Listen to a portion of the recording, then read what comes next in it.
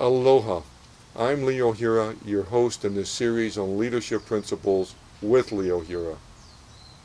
We're in episode 1, focusing on leadership principles of legendary Marine Corps warrior Chesty Puller.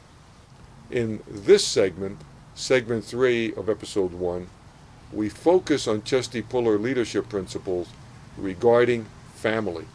We start with a sublime statement by Chesty with profound implications. Back. Remain true to your family. Keep the lines of communication active. And when home, welcome each morning you spend with your children through a song. My favorite was Good Morning Sunshine. Extremes are a consequence of military life, where the danger and trauma are inevitable. Human support for the warrior in the field is critical. The source of support in battle is from and by fellow Marines. However, overall and throughout and beyond the military career, it's provided by family.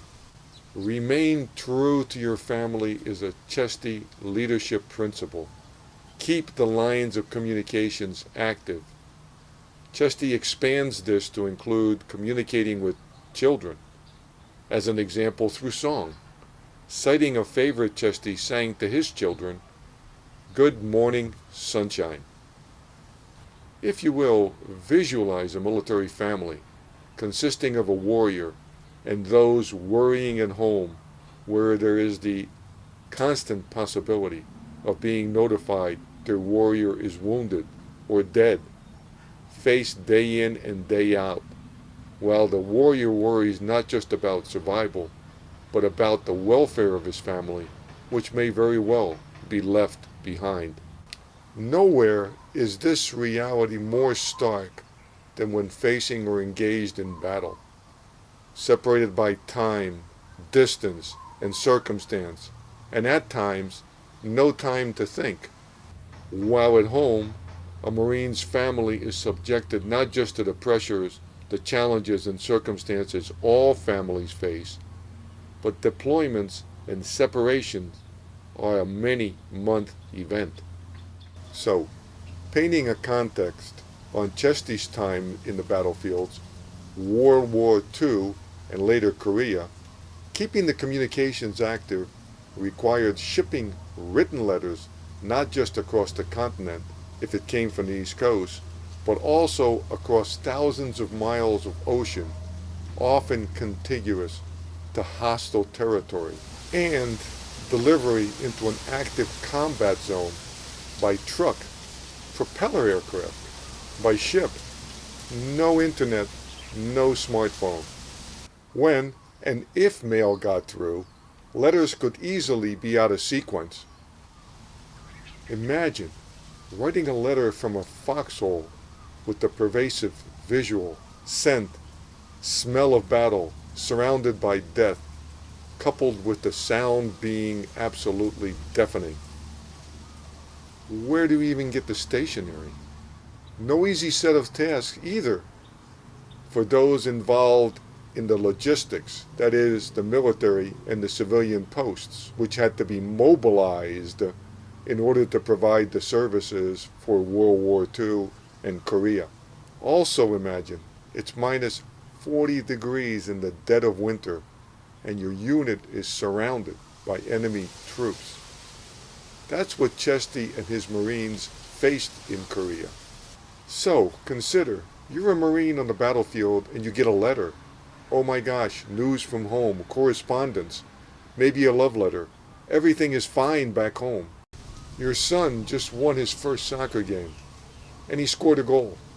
Your daughter just performed in a play and there's a photograph, and it's ended with little hearts drawn by all three, your wife, your son, your daughter, and by the tail of the family dog having nipped the mailman who realized too late he shouldn't try and pet the dog. Or at home, a letter received recounting your Marine's experience, the Marine's confidence in his leadership, the unit's strength, that great meal Your colonel commanded from the battalion mess, bubbling with optimism and the love Marine has for family. The expectations for returning home.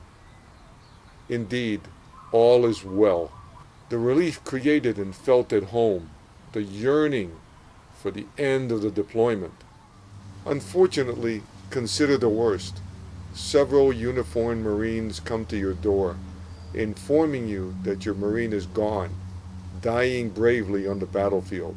The horror, the sorrow, the grief, the anger, the feeling of loneliness and abandonment.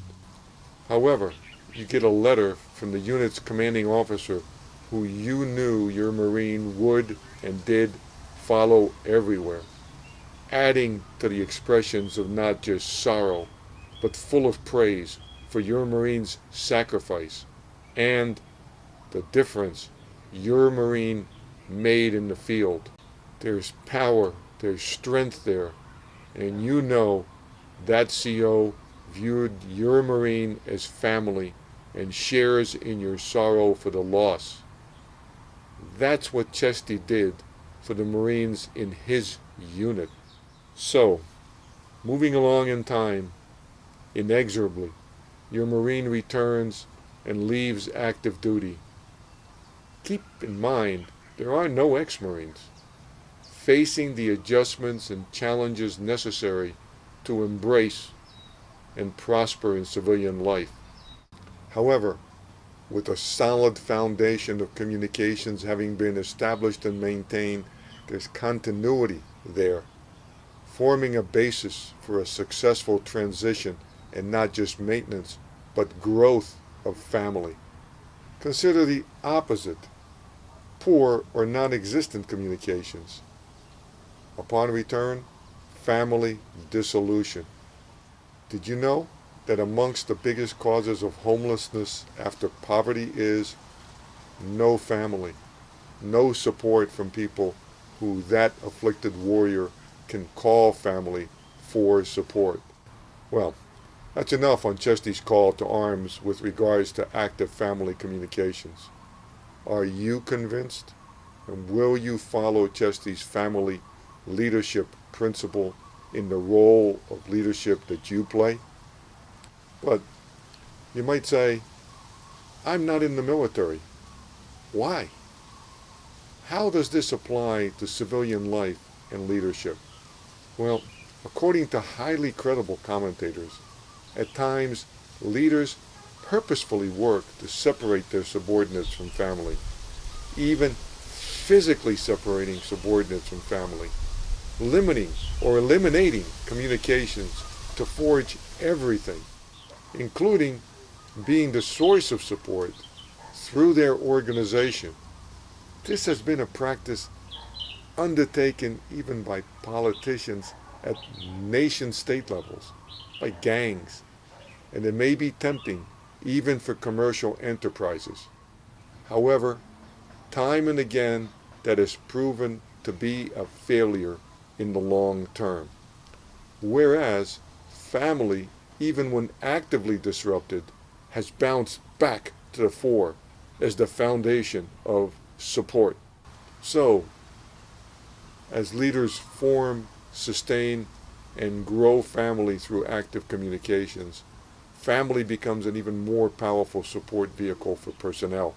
Leaders must recognize and support active communications by and for families for all within their organizations through, for example, social events, newsletters, acknowledging key family events like birthdays, anniversaries, and even by providing the means by which to foster communications activities like the military did in Chesty's time by making the post work.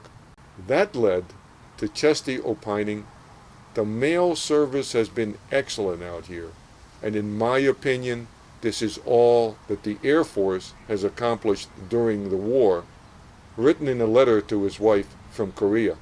Coming from Chesty, this is kind of a compliment, I guess. So aloha, until next time, mahalo for watching.